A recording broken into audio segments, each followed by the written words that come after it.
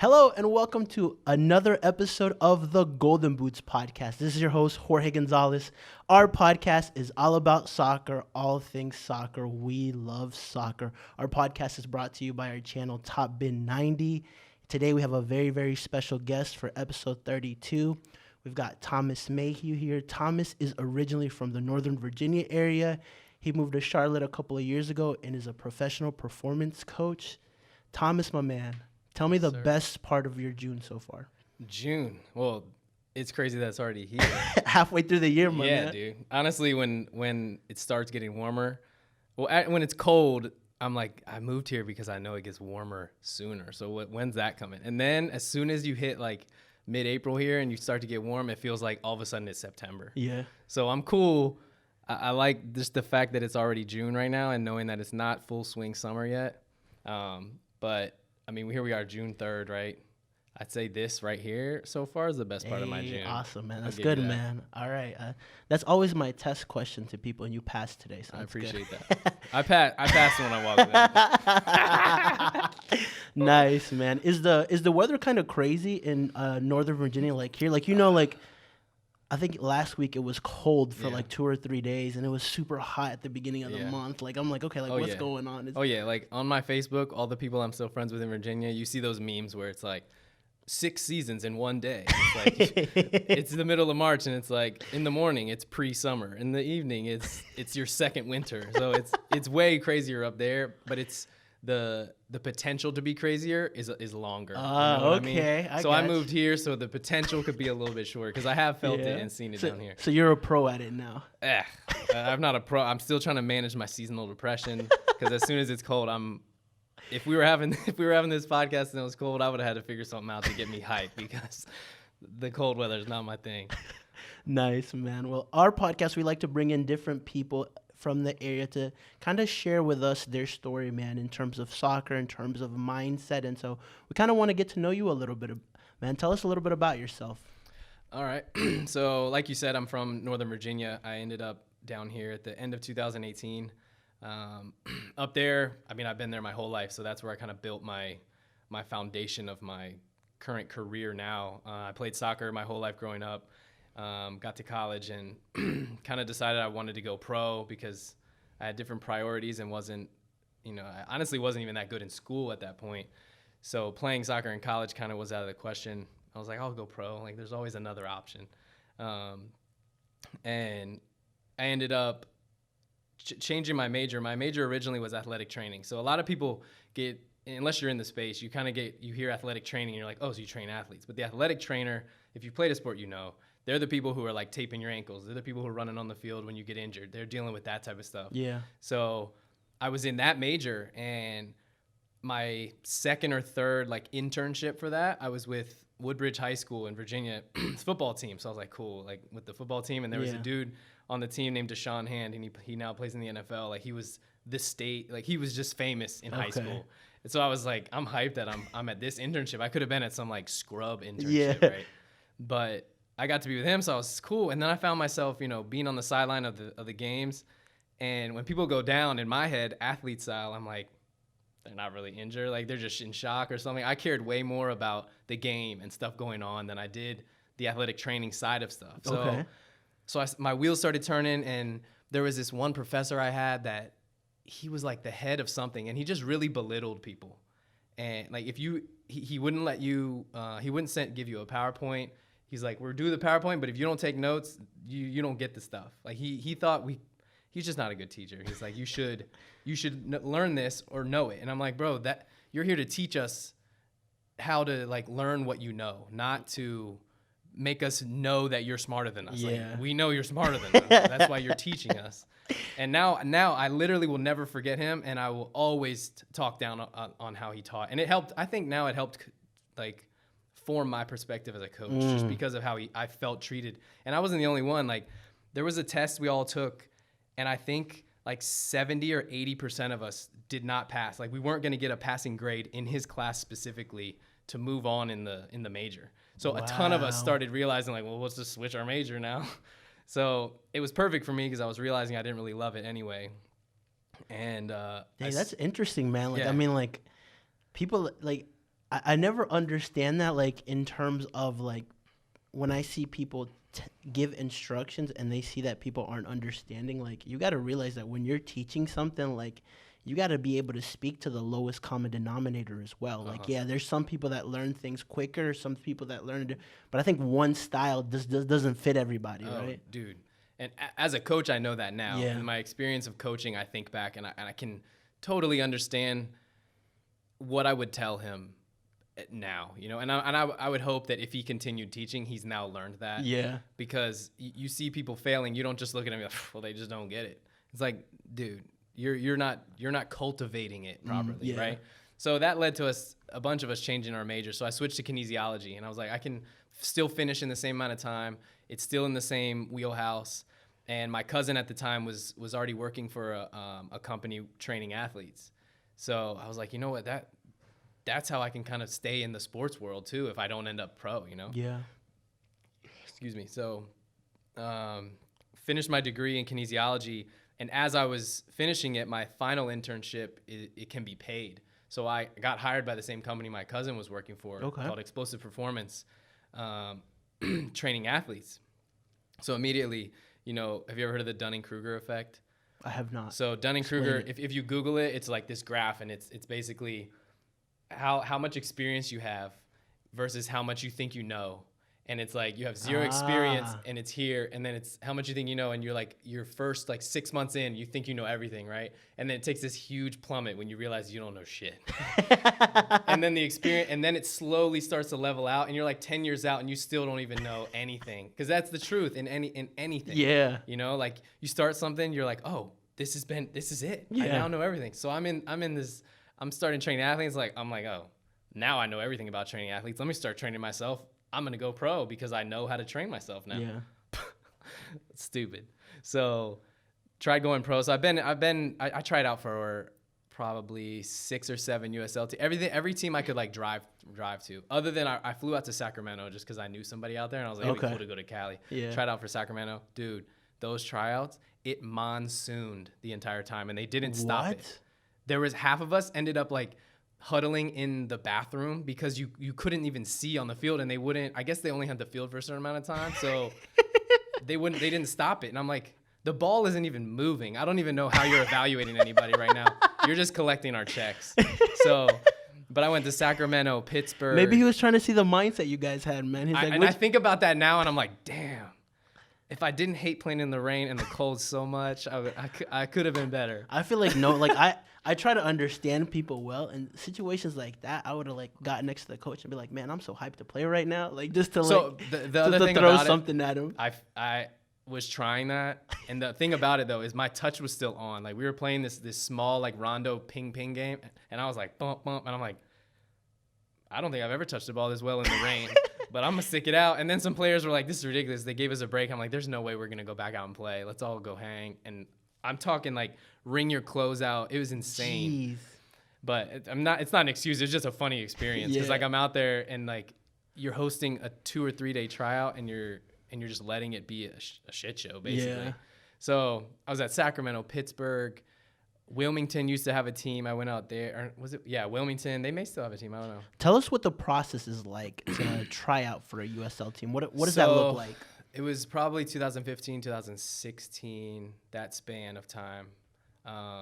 And I mean, the way it was for me is I was online, and there was like a LinkedIn page or something that was always posting any team in the USL that was having tryouts. This is before USL expanded to like as many teams as there are now. It's crazy how many teams there are. And it's awesome to see. It is, and it's also like exciting to see kind of how they're structuring everything as well. Like you could see like, okay, like it's developing. You know? Yeah. Like it's been really cool to watch, and it bums me out. Like now there's Loudoun United, which is in my backyard where I lived in Virginia, but I was out of playing at that point. Like I wasn't trying to go pro anymore. I was like, damn, if this team had started 2 or 3 years ago, I'm a lock. Like there's no way. So I would go online, and like they pretty much every team advertised when they were having open tryouts, and it was like an upfront just payment. Like it ranged from $50 to like $150. And you pay, fill out whatever paperwork you need to, and then you just show up. And a lot of times, I mean, you come to learn after you go to a few that it's a money grab for the team. There are players that end up maybe coming back for a trial and stuff. Like the coach at Pittsburgh talked to me. That's how Hugh Roberts on the Independents, he went to a tryout with Richmond, and now he's an 8-year vet in the USL. Like so it happens, but it's definitely a way for them to just get people involved, get people out, maybe find some talent. Yeah, it's like a win-win situation for them. It is. Worst case scenario, you made some money. Right. Best case, you found a gem. You know. Exactly. And it's not a bad look. Like it's business. Yeah, it makes a ton of sense, and I'm glad they did it because I got to go to all these places, play with a bunch of different people. But it's funny the level, man. There's like people out there where you are just questioning what they thought they were gonna get out of it, and it's almost sad because I mean. I don't know, but like really, tell us something you saw that you were like, wow, dude. I'm talking about like players who look like they didn't even play rec, and it's not. I mean, better players, obviously, you'll see those people, and you're like, bro, what? And the only reason I've come to learn as I've gotten older that in any sport or any sort of like skill type game, if you're not good at it, it's not fun. Yeah, but what I found 100%. Out about soccer. Somehow it's fun for those people there that are terrible, and that's cool. It's a beautiful game. I get it, and it might be like golf for a lot of people where it's really difficult. Yeah, you're terrible, but you're like, maybe next time I'm not gonna be.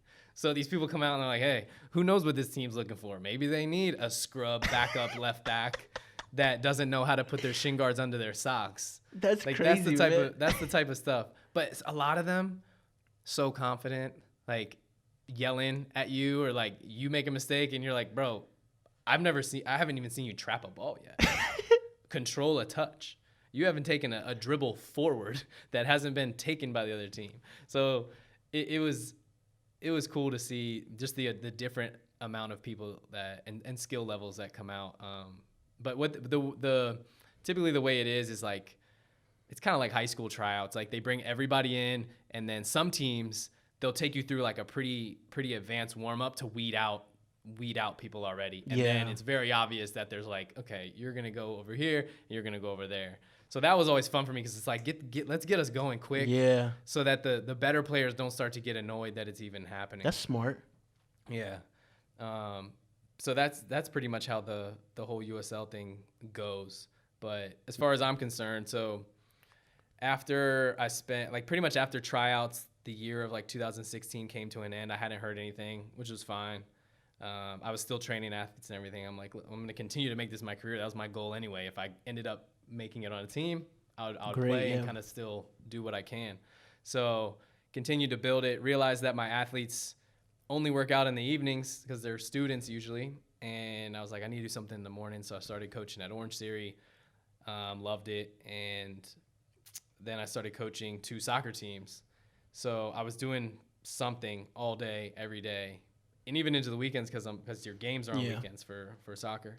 So started to kind of, I loved it. Like I liked telling people I'm busy and being productive and stuff. Yeah. And now in the entrepreneurial world, you look back and you're like, people who say they're busy are actually just procrastinating. Yeah. And I'm like, that's a good point, man. I'm glad I got out because like I was saying before we started, I was kind of there was not much more room for growth in 2 of the 3 areas I was in, you know? So in Orange Theory, pretty much unless you're going to try to like get into corporate or something, there's not necessarily a next step. Gotcha. You know, you fill your classes, you can make the max, so you can make the max amount of money per class. That's the goal. But beyond that, it's like, you got to start thinking of some other stuff. Coaching, loved it, but wasn't trying to trade my time the way that I knew it was going to evolve into if I kept committing to it, because I've seen past coaches, you know, who end up just giving their whole life to it, which, I mean, if you love it, you love it. Yeah, that was going to be my point. There's certain things that whether they're a pain in the ass, like you still love it, so you're going to continue to do it. But there's certain things that you do that are a pain in the ass, and you don't want to do them long term, right? Heck yeah. And I think I would only go back to coaching if it wasn't for the money. You know what I mean? And even I say that even about getting my own facility. So my next point was I moved down here. I was burnt out up there. I'm like, I'm doing so much in person. I can do all of this in Charlotte or somewhere else. My girlfriend's a nurse. She can be a nurse anywhere. So her family already lived down here at Lake Wiley. They put the bug in our ear. They're like, well, you want to move south. Why not just start in Charlotte? See how you like it. You'll know us. Let's do that. So moved down here. And in my head, I had money saved up. I'm like, I can open a gym, start training athletes there. Here I am thinking that just like, I'm going to get there. Everyone's going to know who I am and come to my gym. Is that Thomas? Right, exactly. Oh, that guy just moved here from Virginia? What a stud, bro. I'm like, nobody's going to know me. So glad I didn't do that. So as I'm leaving, I joined a business group run by my mentor who ran the private facility that I trained at. Okay. And he was like, join this. Learn a lot about your business, and a lot of them are brick and mortar gym owners. Okay. And successful, but in a lot of we talk bi-weekly. We do like a group Zoom call. We were doing this before COVID. Like I knew about Zoom before COVID happened, which is cool because like people are like, "What's Zoom?" I'm like, "Yo, I'm on Zoom every 2 weeks. I'm hyped." So you were on Zoom before Zoom was cool. Okay, exactly. Gotcha, man. Exactly. So, but they would always talk about like what they're stressing about this month, about like how are they going to get new members in, how are they going to get this, and I'm like, wait a second. I do not want to be stressing about that. Yeah. So the way my mentor had his gym set up, though, where we were training, so he has so much other stuff going on. He's like a consultant. He has investments, other things, but he has built a different business. Okay. So that the private facility that he runs is not his main gig. It's Gotcha. where his office is. It's where he gets to have like seminars if he wants to hold it and stuff. But okay. His gym, he's not stressed about because it's not paying his bills. You know what I mean? Okay. So that started getting the wheels turned. I'm like, damn, I'm glad I didn't take the money I saved and just dump it into a facility, because then I'd be stressing every month about how I'm going to make that buck, instead of let me make my money some other way. Once I have it and I'm good and there's some passive extra money, then I'll have a facility that I know all I can worry about is making sure that the athletes that come there are getting the training that they need. I love that, man. I got a question for you then. Explain to me a little bit in terms of how the entrepreneurship mindset and how the soccer mindset of a player, how do those align up? Because I feel like there's a lot of similarities there. There definitely are, but I also think entrepreneurship nowadays, at least over the past 5 years, I would say, has become just like a hot topic. Okay. Everyone wants to say they're an entrepreneur. Yeah, that's a good point. But it's not until you're like 2, 3, 4, 5 years into it that you really start learning what entrepreneurship is about. Yeah. Or like appreciating it, you know? Because I mean, I was the same way when I started my own business. I was like, yeah, I started my own company, and then let people assume what they want to assume. But here I am training one athlete who's not even really paying me, which is fine. So like, you're really just scraping up your savings to like continue to get by while you're just hoping that more athletes come to you. But Gotcha. You know, you got to do a ton of stuff for free first. So I don't know if the athlete and the entrepreneur mindset actually go together in my head. I think a lot of athletes would ultimately make good entrepreneurs if they have the right mentor and are coachable. You know what I mean? So there's two types. I don't know. There's in my head, there's two types of athletes. There are the athletes who think everything should be given to them because they're so good and stuff. And they think, as long as I build this career, I don't really have to worry about what's coming after because it'll just be who I am. It's my name. And then you got the grinder athletes who want to build something, but they're too stubborn to kind of ask for help and figure out how to do it. They just, which isn't a problem because ultimately they'll get there. Yeah. But I think a lot of athletes need to not be worried about asking questions and trying to figure that out if they want to build something around their career or as a side hustle and all that stuff. So I think, the mindset though, from a drive standpoint is huge. If you're an athlete that has worked your ass off to get to where you are, you'll probably be successful as an entrepreneur because mentally 100%. That consistency is what got you there. Yeah. If you're an athlete who was just gifted from birth and haven't really, like, you can look at anyone and say they work hard, but you can also talk to an athlete and they're like, honestly, I'm just good. Yeah. You know what I mean? So those probably not going to be good entrepreneurs because they're going to get into that thing and realize it's going to take some actual work and some consistency over and over and over again. Whereas like, as long as they can, as far back as they can remember, they could juggle or they could dribble or they could beat everyone on their team. So it's a similar mindset, but it is completely different. Yeah. And like I said, I think the entrepreneurship thing is just hot right now. Yeah. And a lot of people want to say they do it because people can just be like, oh, not really sure what you mean by it, but you're grinding. And it's like, are you? Or, or it's like miserable? people that post like those like motivational quotes and then they don't really do nothing. Dude, so I have an email list that I write to, and so to explain that, so I won Trainer of the Year with Orange Theory when I was for my area, like my local magazine in our area. And as I'm leaving, I'm thinking That's why you probably thought everybody when you came to Charlotte was like, "Oh, were you in that magazine?" No, it's a very small magazine. It was hype, but I knew it wasn't anything huge. It was huge locally, but I knew I wanted to build something remote and virtual so that I could be anywhere and do anything and still work. So I'm like, how can I still bring value to all these people that love me at Orange Theory without being there? Mm-hmm. And a lot of people had been talking about, or a lot. I mean, I was a part of a couple different email lists. I'm like, let me just start writing stuff. So I started off by writing, by like kind of dripping in anticipation on Facebook, because that's where a lot of these. It's mainly like soccer mom type demographic, and so a lot of them are on Facebook. So I'm like, let me start to tell them that I'm like working on some stuff and to sign up. So I get an account. I start building this list, and I'm like, I'm gonna start writing the top 20 or 25 things I learned as an Orange Theory coach. I'm like, they're gonna freaking just like, can't wait to read that, you know? So, and then I dripped it in like segments, like 2 or 3 at a time. I'm like, okay. and so I was getting all these people. So now I've got an email list and I continue to write about it. But to speak to your point, well, that's how I leveraged building a client base remotely. So I offer them nutrition and accountability coaching remotely, even though they're all in Virginia and still like working out on their own. And some of them lift on their own now. And so I give them programs and stuff. So that's how I was able to kind of leverage that and continue to bring them value, which I love. But I just wrote an email like last month about getting stuck in the motivational quote cycle. Talk to us a little bit about that. So you can, I mean, and you can apply it to athletes, anybody, but motivation is nothing, you know, like if you need to be, and there's a quote that's like, I think it was Elon Musk. I'm pretty sure someone asked him like, how are you motivated to be an entrepreneur or something like that? And he's like, if you need to be motivated, you're not going to be a good entrepreneur. Yeah. You know, so something like that. And it's so true. And so I was talking about it and I'm like,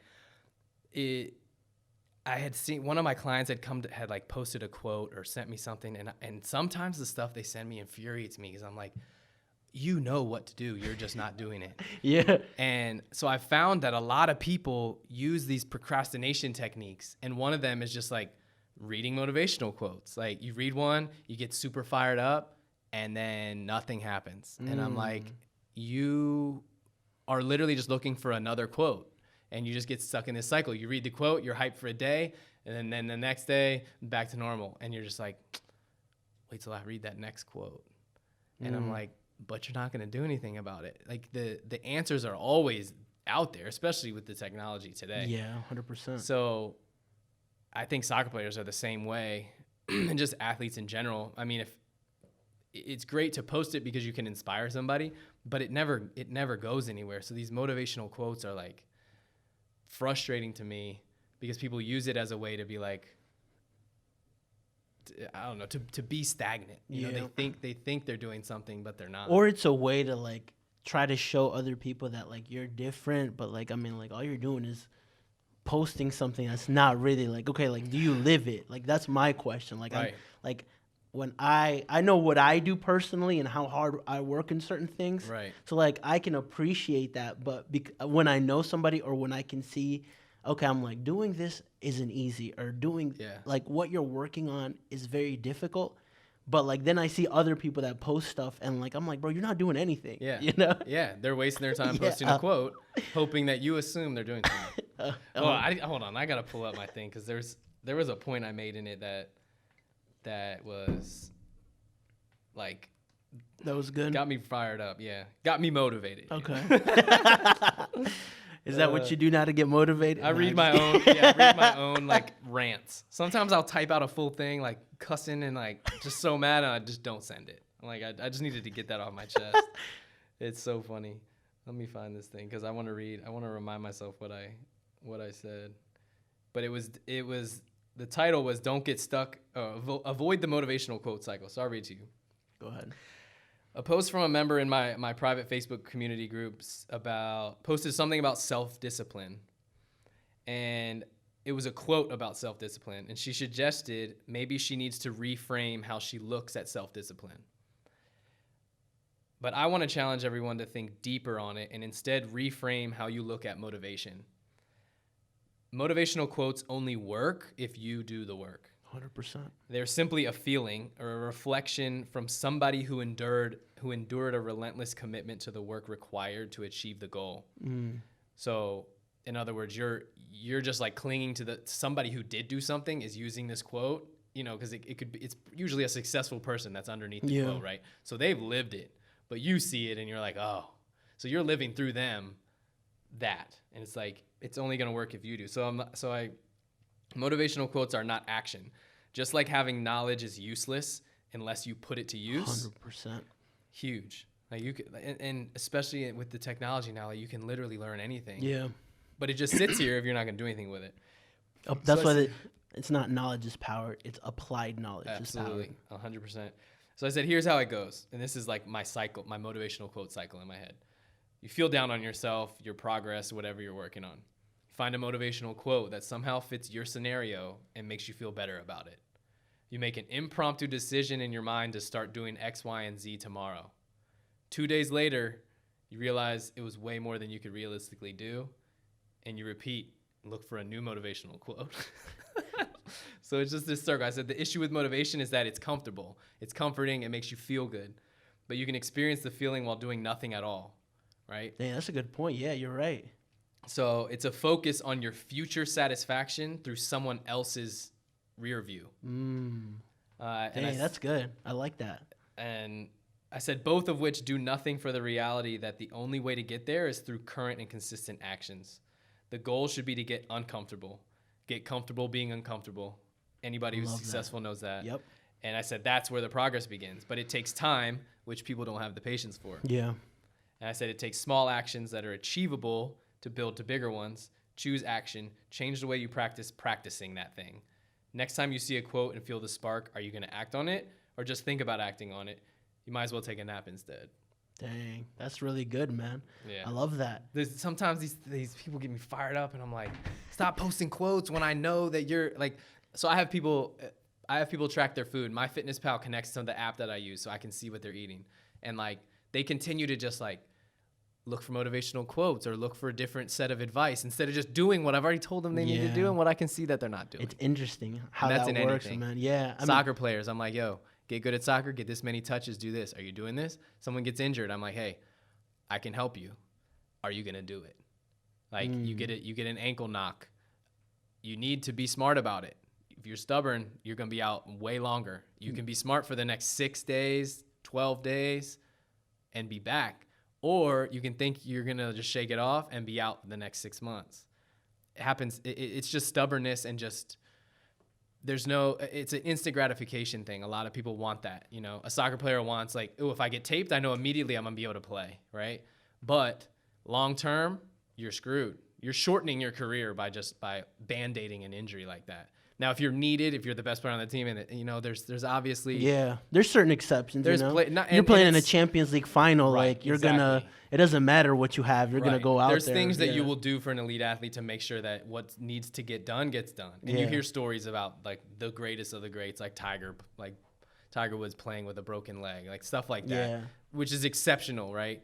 Still, though, most athletes are not there. Yeah. You live in this 1% area still, but you're not the 1% of the 1%. You're still there, but you need to be smart if you want to extend some things. So they're just as stubborn as anybody else, and it's very frustrating, but it's why I like working with them, because you can, as soon as you get that light to come on and they realize what you're doing is working, it becomes very beneficial, and they'll come to you with anything. They're like, yo, today I got a strawberry. I slide tackle this dude. He's like, you think, should I play tomorrow? How should I treat this? You know, like they're asking you, like, is there anything I can do to make this better? It's like, that's the level of trust I want you to have in me. That's good. You know what I mean? Yeah. But so explain a professional performance coach then, for the people that don't know. What does that mean? What does that entail? So I'm a strength and conditioning coach by trade. I like to call it a performance coach just because, honestly, I think it sounds better, especially in the soccer world. Yep. So most soccer coaches think of strength and conditioning coaches and they think of like meathead football, like in the gym, the dudes are like bashing their head, like just trying to get the team hype and trying to get them swole. And that stigma works in football, but unfortunately, and I would say it's almost kind of phasing out, that rah-rah stuff is not necessarily the best thing for American football, but that stigma gets carried over now. So a lot of coaches, they hear you're a strength and conditioning coach, it's becoming much more respected. But I think performance coach, or in a lot of places you're called a sports scientist and stuff like that. So, I mean, I do it privately. When I was working with the independents last year, I was pretty much volunteering just because I liked being out there, and it was valuable for me and for the trainer that they had on staff, Cam. And we created a good relationship. But I mean, we're lifting them. We're like doing workouts with them. We're running the warm-ups. We're managing, you know, they have an athletic trainer that deals with injuries and stuff, but they can still come to us for the lifting portion of things. Yeah. And it's important for everyone to be on the same page, because even with the head coach, like if the head coach doesn't know your goal as the performance coach or what your role is, there's going to be a huge disconnect. And you can see that with a lot of teams. You get an older, stubborn coach that's very old school mindset and just kind of like, look, we just run. That's what we do. And it's like, okay, you're going to lose all your players in the next 3 months and you're going to not make it to the playoffs or have any healthy guys left. So we're also the managers of like the GPS systems and that are becoming the thing now, you know? So it encompasses all of that, but it's basically the player's performance is our priority. And then depending on who the head coach is or how they like to run things, it's almost mitigating and trying to find a medium where like, don't let this coach ruin these guys. Let's find a medium. So now I do it privately. Like I still keep in touch with and do stuff on the side with some of the guys on the independents. And I mean, we'll see with Charlotte FC coming. You know, they're hiring a head coach here soon, who I'm assuming will be heavily involved in hiring a strength and conditioning coach.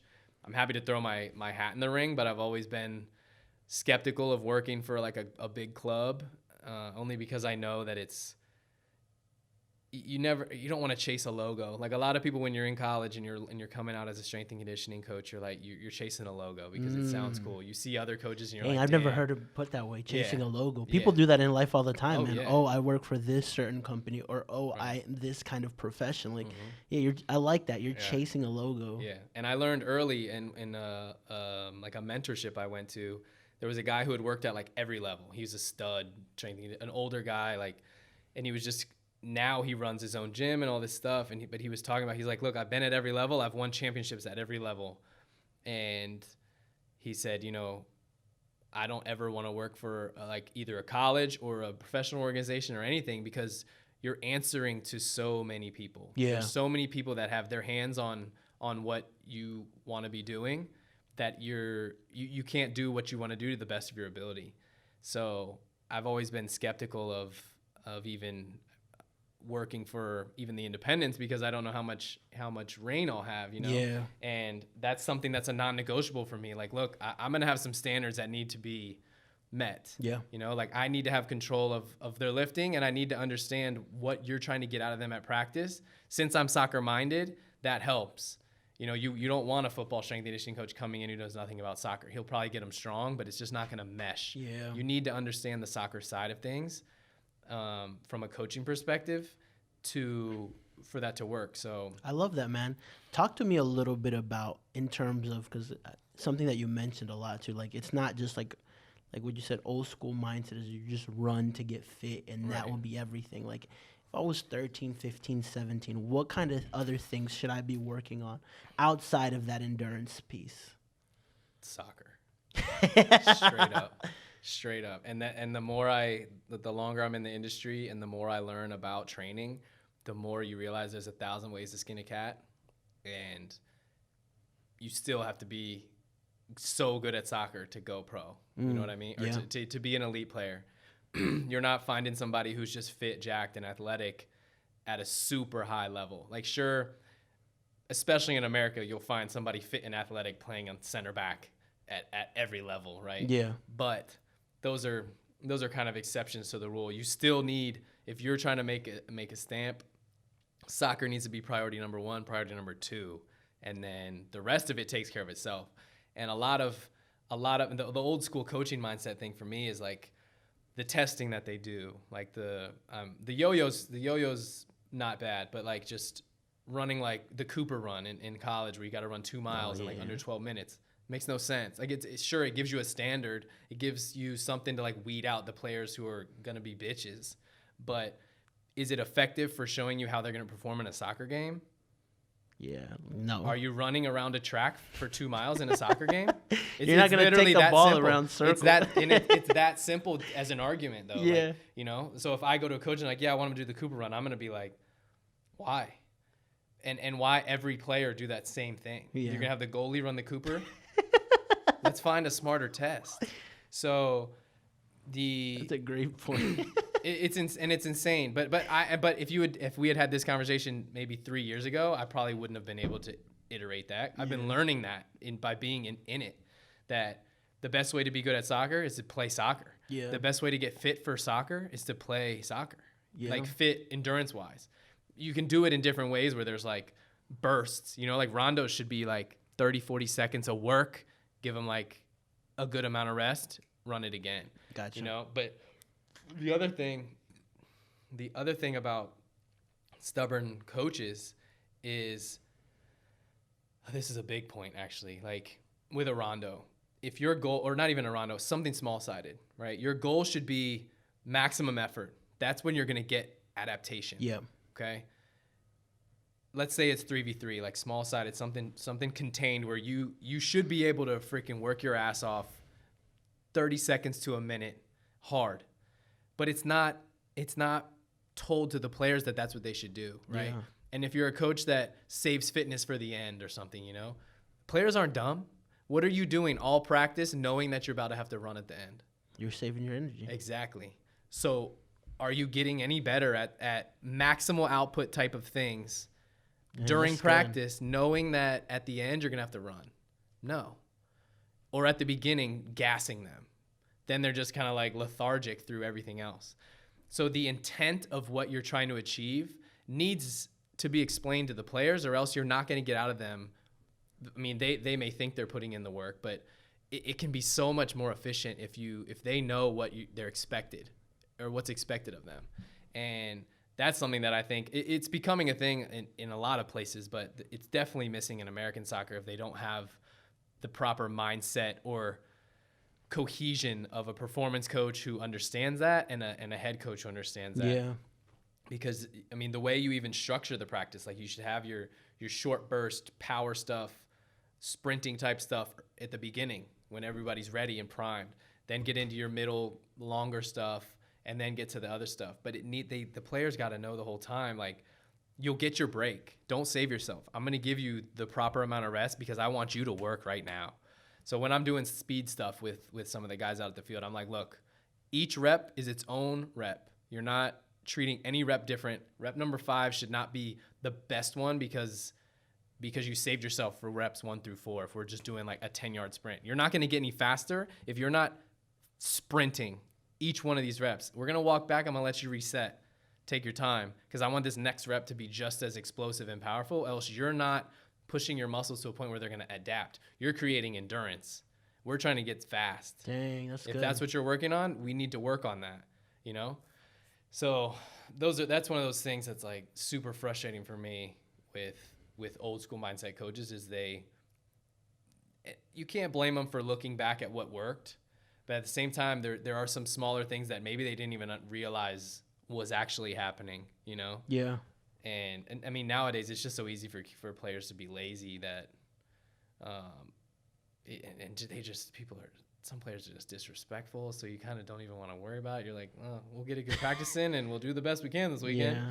But to your point about younger players, strength and conditioning is important, absolutely, but it has to come from the right person who's not doing just whatever the latest Instagram workout is, because flashy is not what has gotten those players there. 100%. If a trainer is training somebody who's already elite, look back at how long they've been training them. Most of the time, it hasn't been long. That player was elite before they got there, right? This guy didn't make them elite. No trainer made them elite. Maybe a skills trainer. No, like strength and conditioning coach made them elite.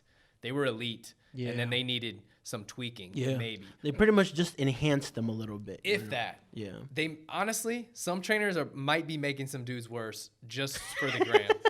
Seriously, though, there's things that they're doing that just aren't applicable to sport, to the sport of soccer, or any sport. Yeah. But you see these crazy things. So then I can only imagine if I was 12, 13 years old on freaking Instagram or TikTok and I see some dude bouncing on a ball, kicking it, I'm like, well, that looks like it should make me better. Yeah.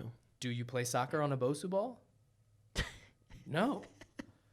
You don't. That's a great So how's that going to make you any better? You're not getting better at balancing. It feels like it because the thing's wobbly.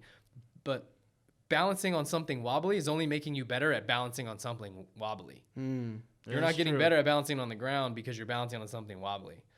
Now, in like very low stage rehab, could be effective. Low stage. But you should be off of that and doing some real stuff pretty quickly. So my number one thing for kids is don't buy into the flashy stuff. Find somebody who cares enough about you to get you strong and keep you athletic, and stretching's huge. They can't be a quack that doesn't believe stretching's going to help them. They need to understand that whoever's training them and the player needs to understand that the strength and conditioning component kind of comes number 2 to being good at soccer. Like that has to be number 1. Yeah.